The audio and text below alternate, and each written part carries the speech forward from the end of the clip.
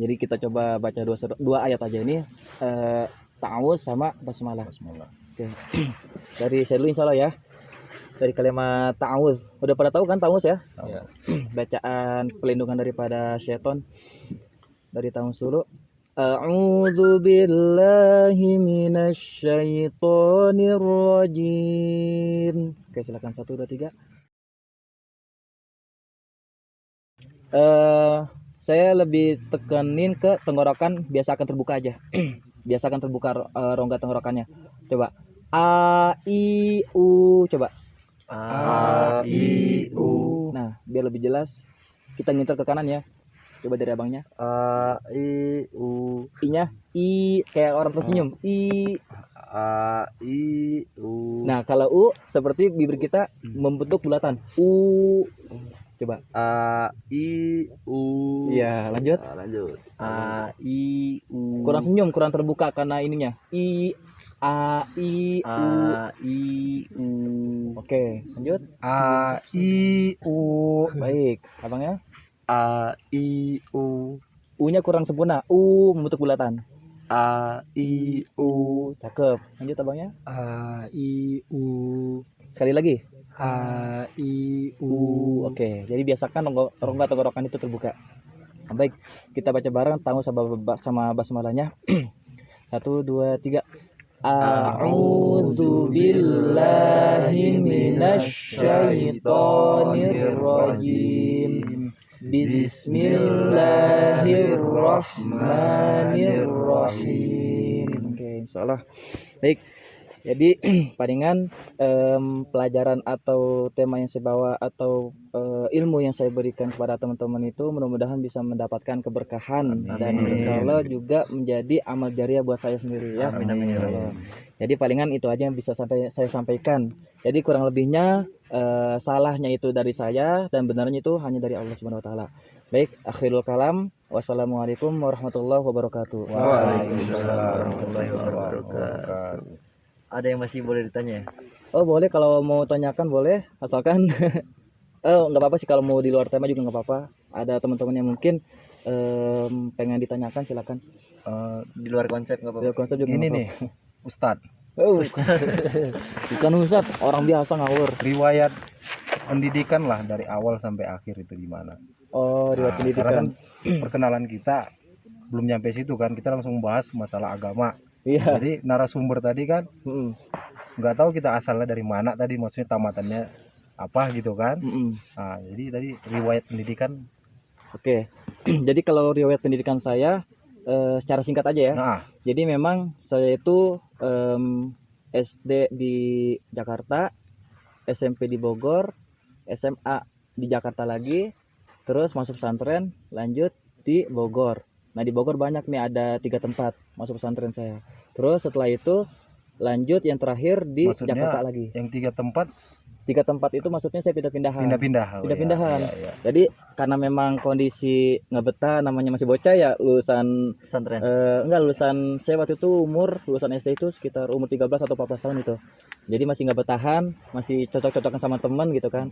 Akhirnya pindah. Terus ada juga kondisinya memang orang tua nggak kuat soal biaya. Iya. Akhirnya pindah lagi. Dan alhamdulillah terakhir di Jakarta ini di Condet ketemu sama beliau memang pas lagi saya di Condet. Lagi sekolah. Lagi sekolah. Jadi saya di sana pesantren dulu, udah selesai baru saya masuk paket C. Oh gitu. Ketemu sama beliau. Beliau ya. Bukan belau. Nah, gue Bre mau nanya nih Bre. Kalau salah tolong dilurusin Bre. Jadi kan yang gue pernah dengar tuh kalau misalnya sholat itu kan dulu di zaman Nabi kita makanya dikasih 5 waktu ya. Kalau dulu di zaman Nabi lebih dari 5 waktu ya. Berapa? Oh, sampai 50-an atau 55. 55. Itu lebih ya berarti ya. Lebih banget. Nah, terus kalau misalkan dulu itu kan dibawanya emang kayak gitu ya, ajaran dari turun menurun ya. Dan yang untuk ke jamaah takhir itu silsilahnya gimana tuh? Kalau jamaah takhir itu sebenarnya ini daripada khilafiyah ulama ya. Jadi supaya si orang-orang atau pengikut daripada Nabi Muhammad, umat Nabi Muhammad itu supaya tidak terlalu menyulitkan. Jadi karena adanya jamak takhir atau jamak takdim, yang mana menggabungkan dua sholat itu supaya tidak mempersulit daripada dia melakukan kewajiban. Karena kan kewajiban itu harus dilakukan, harus ditaati. Kalaupun kita nggak ngelakuin, ya udah kembali ke imbas kita sendiri gitu. Nah makanya ulama perlu ada keringanan ya seperti itu. Jadi lebih ke dari mazhab itu sendiri beda, dari menurut pendapat imam-imam itu sendiri beda, kayak Imam Syafi'i, Imam Maliki, Imam Hanafi, Imam Hambali itu beda pandangan daripada fikih yang tadi itu, fikih tentang sholat kah, tentang zakat kah, dan hal sebagainya gitu. Ada lagi? Cukup. Lagi. Seputar azan nih ya. Azan. Nah, yang pertama, kita diwajibkan atau disunahkan untuk menjawab azan? Kalau untuk azan itu sendiri nggak wajib. Oke. Nah, kita kan hidup di Indonesia ini kan mayoritas muslim. Iya. Kan pasti dapatnya maghrib, asar atau sholat 5 waktu kita pasti dengar azan. Iya betul. Berbeda-beda, ada yang masih awal, akhir, tengah kan pasti. Iya. Jadi ketika kita menjawab azan, apa semua suara azan itu kita jawab atau hanya masjid terdekat doang? Nah. Yang penting sedengar dari telinga kita aja. Pokoknya asal ada yang dengar dijawab. Dan itu sunnah. Oh, berarti nggak mesti satu azan doang dijawab gitu, nggak? Yang penting ada dengar suara azan. Dengar ada suara azan kita jawab. Sunnah itu juga nggak selalu diwajibkan. Iya. Karena kan memang kalau kita perhatikan nih, azan di seluruh dunia, bukan Indonesia doang. Iya.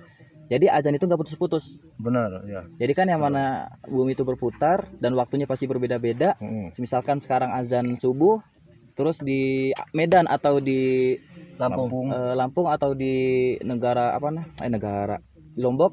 Nah pasti mereka belum masuk subuh kan, pasti waktunya ada yang sebelum subuh masih jam 4 atau jam 3 atau sudah masuk jam 8. Nah jadi kalau waktunya itu berputar, itu azannya tetap terus-terusan muter gitu terus, ya. Jadi nggak ada habis-habisnya. Nah yang dikhawatirkan pas ketika kita tidak sampai mendengarkan azan. Nah itu malah dalam hadis itu Dajjal bakalan muncul jika kita tidak mendengar azan lagi ya. Jika kita tidak mengumandangkan azan. Mengumandangkan ya. Betul. Nah, kalau udah ada lagi. Apa gue dulu? Boleh. Gak apa-apa. Masih dari abiku, bukan abiku sih, maksudnya masih penasaran buat jawaban, Bre. Dari diri gue penasarannya tuh kalau misalnya atahiyat kan di dalam hati baca doa. Itu baca doa dengan keinginan apa yang kita mau. Itu sunnah juga atau gimana, Bre? Maksudnya sunnahnya Rasul. Asalkan setelah kita baca tahiyat akhir maupun sujud akhir juga. Misalkan nih maaf dipotong sebentar. Itu nggak boleh nggak boleh disuara, tapi di dalam hati gitu ya? Boleh disuarakan kok. Asalkan setelah daripada doa sunnah daripada kita melakukan itu. Misalkan nih sujud, subhana rabbiyal a'la wa bihamdi. Nah baru kita doa, dan kita doa dulu baru doa sujud. Nah ya kebalik itu. Iya. Sama seperti tahiyat akhir, fil alamina innaka hamidum majid. Baru kita doa. Kita menyuarakan juga nggak apa-apa, asalkan yang kenceng-kenceng. Iya. Kalau suara kenceng-kenceng malah si teman kita mau kiri dan kanan, jadi terganggu konsentrasi. Sir aja ya. Sir. Yang penting kan suara kita atau bibir kita bergerak. Nggak perlu dalam hati juga, yang penting kedengeran dari kitanya aja gitu. Siap. Dan doanya beragam sih, baik itu menurut pandangan kita, mungkin ada masalah banyak atau mungkin abis diputus sama cewek kan, nggak apa-apa, doa-doa aja. Atau complicated ya. Iya kayak gitu. Anak selatan panggil complicated.